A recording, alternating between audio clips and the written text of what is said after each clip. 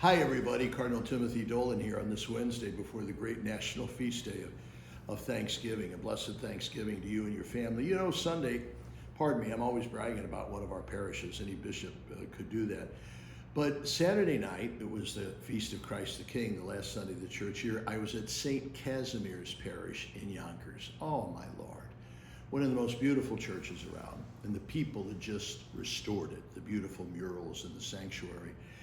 And it's a traditional Polish parish. The Polish immigrants founded that parish in the year 1900.